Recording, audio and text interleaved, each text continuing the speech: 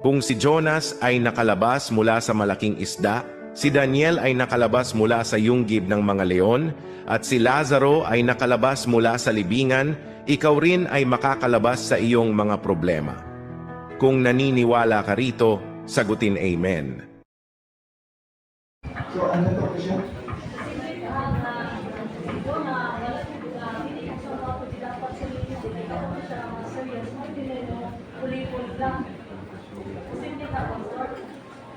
Posible yun na nahadlok siya kung sa kaisod ng mga tawhanan nito o sa tawhanan niya ka-relocate. Dahil sa pwede sister squad sa Pagduloy, hindi kami buta. Tanaw niyo ang history, isa sa rason dito na manuwa sila sa dito. Kaya kung natin kami dito po. Okay, nagunta. Kung yung tanaw ng history, isa sa hinungdan ni Jonah, anong di sa ganaan mo ato dito Nineveh, tungod kay kining mga tawhana, mauni ang grupo sa mga tao na nagkasulong sa una dito sa Israelites. Kung inyong nahinunduman, nganong na ay Samaritan. Nganong na ay Samaritan uma. O nganong kining Samaritan uma, gi-itsipira gini sa mga Israelites. Bisan gani sa pakigsandurot nila, dili sila gusto. Tungod kay kining mga Assyrian, samtang ni adto sila dito sa Israelites, ilang gipanglugos ang mga kababayenhan o ang ilang mga anak ato mauto ang nahimo ng mga Samaritan. O mauna na-mix na sila muna nga mga Israelino ni mga Samaritan. Pero nga nung di nang ganahan ang mga panani, mahugaw man ni alam nila tungkol kay doon na sila history. Unya si Jonah pagtuo ko ni mo ng lugar na mao mga hinungdan ganing nga nagkaunsa namin direct nga mauna sila mga tawhana. So tunay sa kasing-kasing ni Jonah ba kung di mo lalungan kay maayo nganong si Jonah dili gyud gusto mo adto dito tan-aw gyud mo lalungan mo study naa na siya mao na siya ang usa sa rason. Ang ato lang hibalan nga nahadlok si Jonah. Matingala ka tao sa Ginoo mahadlok.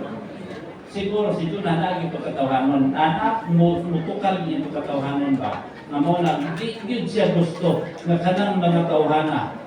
Maluwas. Gusto niya naglagon. Mo na nga ito, pag-adto niya dito, medyo nahimuan eh. Kahit ni giluwa mo yung isda. So, adto siya dito, yan istorya, pero kung imong hunahunahon ba, kato siguro mag-istoryahan niya, meron, nanunan eh.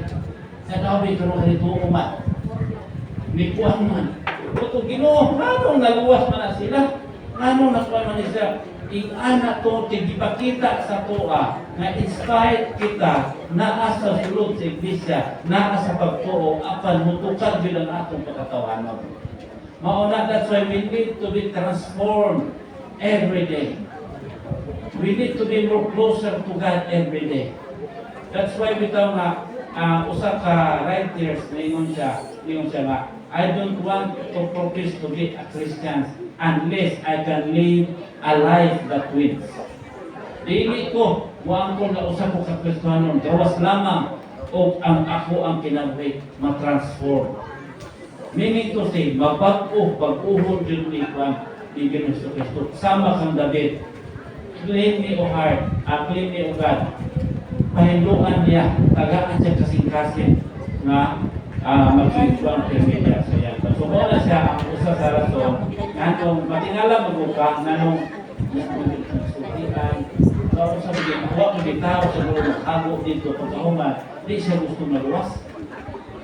So, di ba ang ko dito, nag-care ka sa usa ka bunuan, pero huwag ka nag-amping na huwag ka nagpanang pila kalibo ng tao diha nga nituo sa kuha. So, mana sa mga nindot kayo. That's why may ko sa inyo ha, basa o kanang Bible bitaw, niya tanahon nimo ang iyang history. Maka-addict. Peting ninduta. Makaingon sa nga, maunay po kayo sa una mo, basta mga pakitbook, pero sulayin ninyo. O basa ang Biblia nga naay kanang reference at the same time. Kanang itang before ka nagbasa ng kampo ka. suway niyo, wag mo ka suway, panuway mo ka ng ganit. Tanaw lang ninyo, kung sa kanindot. Maro basta. So, thank you kayo sa insight o sa lapit sa history, may gining may sa history no, kaya masubay ba na ang prophecy o ang history takdo. Okay? Di ba kung prophesy sa Ginoo. So, natong kaimtang karon ng kaisunan, di ba? Upat na ba? So, pero naapay nagpupong. Di ko na itubos sa Ginoo nga manghurot ta kay daghang man na maaptan sa Ginoo nga buhi. Wala na yung lugar na sa mga kananaw, dati mga panakasal, pag-isula. Ito, may isutan mo na ito, di kadukay na God's will sa Nineveh is easier than Sa katauhan na sa kabakuran ng iyak. Now, ngayon lang po, kusyon. Ayan ipon niya sa hituan size, nato kay size, ipon niya na. Hawa po niya sa pagsalider. Katong si Bisan Kinsa na nakaambit na sa kasa sa Ginoo. Katong si Bisan Kinsa na nakaambit na sa katahong sa palang espiritu. Kunya misibo, ako sa katanas right? Kunya misibo, dili na makahimo pa kanila sa pagkabalik sa pagkinusun. Kung actually sa diha na ang taong backslide, ang work sa Holy Spirit nagapenetrate gyapon sa iyahan. Ginatawag, ginapakonsensya gyapon na siya sa Holy Spirit para nga makahimundo, makarealize kung mabalik. Pero sa makadaghan nga ang Balang Espiritu nagatandong sa konsensya niya, magdumiri siya, magkadugay, magkalayo na ang hunghong sa Balang Espiritu nga rang murag hangtod na muhinay na ang iyang pagkakonsensya. Isip po niyo, murag usog pa ang iyang pagbatis konsensya. Pero magpagay sa hangtod, magkadugay na magkahinay hangtod na murag dili na siya mabati o konsensya. Wala na siya sin against the Holy Spirit. Dili pa biya kita biyaan rin. Kung isa pa biya ka, dili pa na biyaan rin. So, makamatikot ka o kita naka-experience siya. Nasabihan ka lang magkalayo na tas Ginoo. Magka-minus po ang atong pagbati sa konsensya. Okay? So magkalayo na po ang Holy Spirit. Kung layo na, di ba? Kung layo na, di ba din na kayo madungog no? Itukat na to sa parabol pa na kung layo na, ang nagtawag sa imo ba, di ba dili na kayo niyo maklaro ang iyang istorya kay layo na. Kung magkalayo na tas Ginoo, magkalayo na po ang atong konsensya na dili na kayo kasubati. Magkaduol ta sa Ginoo, damor po ta na sensitive na makita na ito na ako ang dahil kukulang. Sa ato pa, kung ang tao, mabati niya na murag okay na siya, na wala na kulang, ngayon na kudaan na murag layo na ina. Kasi Ellen G. White nagsultigid sa Save to Christ. The closer you come to God, the more fully you will appear in yourself. Kaya magkaroon ka ng Jesus, the more mo makita nimo na naapa kay kulang. Kaya nga no, kung doon mo si Jesus, matandi man nimo ang imong kinabuhi ng Jesus. Pero layo kay kas Ginoo, di na nimo makumpel kay layo naman tayo. Diba? Kanang layo na bitaw kayo, di man rin mo kumpit yung naon, huwag mo naon. E layo naman kayo. Kung magkadool, makita niyo ang tanang detalye ba? Okay? So, I hope, isa to imong question, nga dili na sila mo inusol. Dili na din sila mo inusol kung i-reject na nila ang Holy Spirit. Mabito na iyon ang Bible na ang nagpakasala pasipala sa anak sa tao pamasaylo apan ang nagpakasala atok sa espiritu dili kayon pasayoon sa una hadlok ko anak kung sa kani sala aba na kung makasala di tagbatok sa mga espiritu wala di kay paglaom nga pasaylo actually makaisunan ang sala batok sa espiritu kana gi-ignore nimo ang word sa Holy Spirit. wala nimo tagda ang balaang espiritu nga nagtandog sa imong konsensya aron ka maghinosol. So in short, isimplify nato ang sala batok sa espiritu is ang dili nato pagpangayo pasayo. O dili siguro pasayo kay wala man tara ngayon pasayo. Wala man nato gitagad ang Holy Spirit nga nagtandog sa atong konsensya nga nagpaybalo nato nga nakasato. Kanta o kana to gitagad o tara ngayon pasayo. Natural dili ta pasayo. So sin against the Holy Spirit is neglecting the work of the Holy Spirit. Wala nato gitagad ang trabaho sa Holy Spirit sa atong tempo. Okay, so thank you. Mga kaisunan, kung wala question, I hope clear. Ang ato alam yun mga kaisunan is by faith. Musalit na sa Ginoo sa kamaturan atong may maluan, barugan nato ang prinsipyo sa kamaturan. Sa matagpipik sa kamaturan, mubarug ta sa insakto tungod kay ang Ginoo ang atong protection. Baka balutas tanang masilaman sa Bible, bisan pag giluto sa iyang mga katawan, bisan pag namatay ang mga propeta, pero sigurado ang ilang kalusan. Pero o tungod sa paglutos, mumulag ka sa Ginoo, tinsa may muluwas na to. Wala na. Okay, so thank you. I hope na-enlighten ta sa lesson this Sabbath day. God bless. Tapos, manindog ng tanan, atong awiton ang To God be the glory. To God, ready, sing. To God be the glory, great things He hath done. So loved He the world that He gave us His Son. Oh, yeah, in His life and atonement for sin, and open the life gate that all may go in. Praise the Lord, praise the Lord. Let the earth hear His voice. Praise the Lord, praise the Lord. Let the people rejoice. Oh,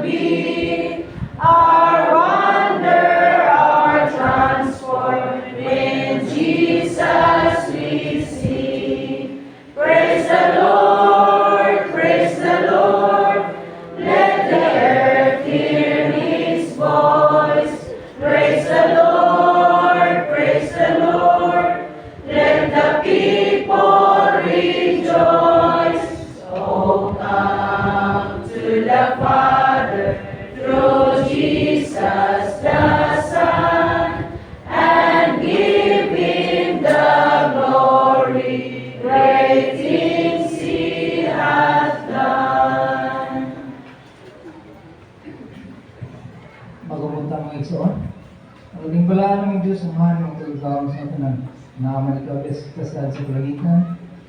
Ang taknaa, ang magpasalamatan ng Diyos. Lumupuban ka ng naging sa among paghimo sa unang bahin sa Pat School na programa karon ng katawang adalaan na malapusong tinuban sa palinaw o magpatilusa pagkigalit na namong tanan. Salamat sa Diyos, ikaw nag-aupan ka ng pununay o sa dugang pang programa nining butaga. Sige po, ikaw mag-aupan ka na mo. Tanan, tigay ko mo, salamatan ikaw. Sa ngalan ng bahong sa mga manunubos, kasi Jesus, Amen. Mayong buntag mga kaigsunan. Hoy, taga diha lapit si Babaw, may buntag. Madumog ba diha o dili madumog? Ha? Muli ka rin ako madumog niyong tingo. Kaya kung dili madumog, dili talaga doon padool. Ay, sayang ako pagsimba ulit nakadumog. Taga-uos, madumog diha. Sige lang, kaya lugar na ito niya itong extension na ito niya itong tingog karon. So, dalay ko ng Ginoo ninyo kabuntagon, na sigyapon siya nagkauban ka na to. Amen mga kaigsunan? Amen! Okay, roll call ta sa ato mga churches. Kay murag among okay, ay hangyo alang sa mga atong mga kabatanunan. Mga batanon, palihog lang, kinsa representative ninyo ipadala diri sa sulod ipaani sa atong sekretary.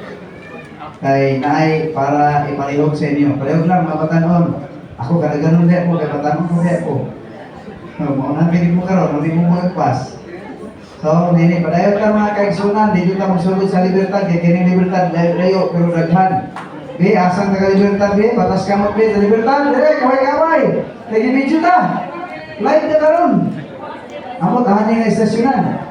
Basta kay live ta. Okay, daghan ang taga libertad. Okay, sunod taga Matangan. Praise the Lord. Mas kinaghan ang minumeri Matangan nung karon. Amen. Praise the Lord tayo, no? Okay, balik. Laos ta dili sa Pangayawan. Pangayawan. Kaway-kaway. Murag pa ang daghan ani sa gawas tingali. Okay, naagya mo na ano ng Pangayawan. Sunod, ulap. Ulap Ano, naghanag po may ningwit ulap mo. Kasi naroon din ka ining mga kaigsuunan sa akong sa dynamic ba? Kaya di igigit gamay. No? Ang sunod sa ulap, si Grace! Ha, rinay ka ron. Pusa kita. Murag, anagya, pero gamay yun. Sultihan ka mo karon nga nung inani ron may kadaghan. Yan na lang, maman. Ang image eye. Image eye? Image eye. Naagya po, image eye. Kaya nakita na ko si Elder Ramos na dili siya ron. So, balik ta sa ibabaw yapon nga rapid nga side, ang atong upper kilangit. Wa naman dali mo ni upper kilangit kito na sa langit. Anaya ko upper kilangit. Ay, tora rin dito upper kilangit. Nagpaibabawin mo, nagpa-upper yun. No?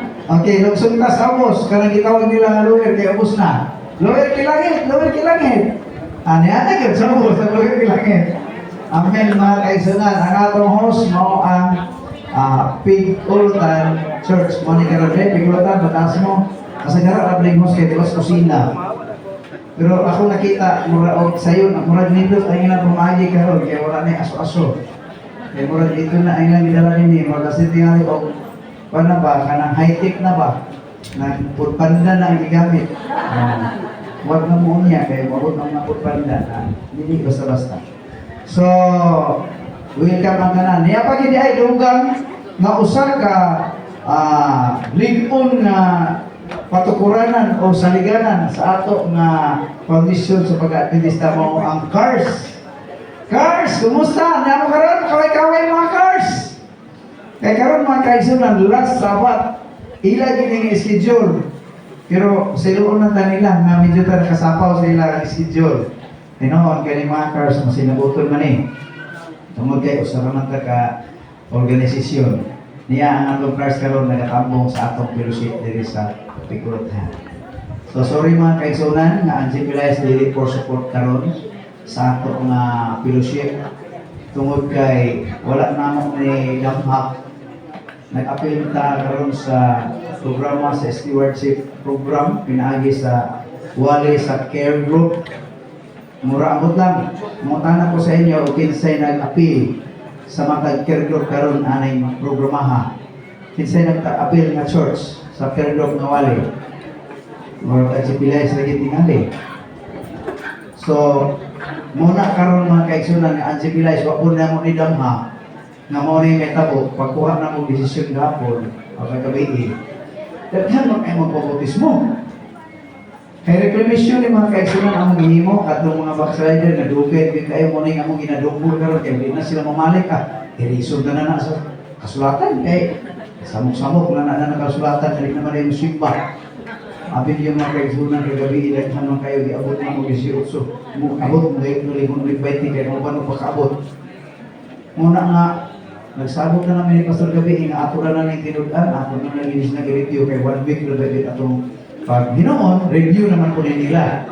Kung agi karon gihilutan din sakto sa Kalaji Class kay kami lang gyud po magpresyo por nurture ani ugma.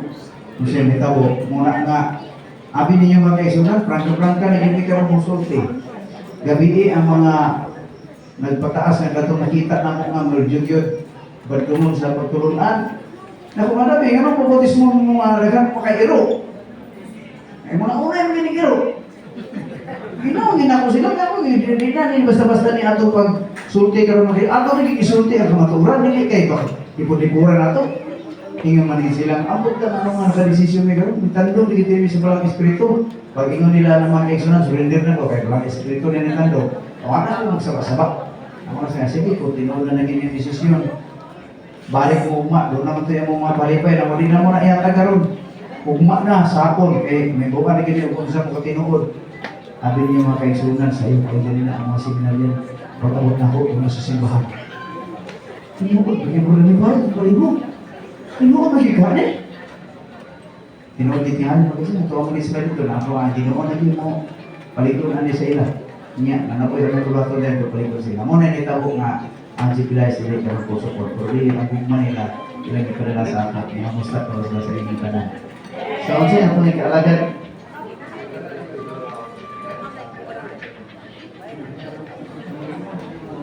Okay. Ato igsoon si Brother Joe Balalahos na ako na karon sa dili maayong nga sitwasyon kay nama sa ospital. Ako na ospital? Nana siya mga maintenance. Amay nagsada kay maintenance. Ako ba nangitag maintenance? Kay kanang sinan muso ba? Maintenance sa muso. Okay. Ay ipaabot. Kaya kanina ko, doon na gidoor sa ato igsoon. Lapit sa Talako. Sa mga ito'y Juan Yapon na na-disgrasya ba ito? Ako si Brother Odik. Brother Odik, ano ito? Ha? Ang bilin sa ospital, dako kayo? Alin naman kayo dako? Alin naman kayo dako? Nagpatamang Yapon. Gawa na sila kabuok. Kanya natin igsoon sa Libertad na sige magikulo namin ang maintenance niya na padayon. Murag tulog tayo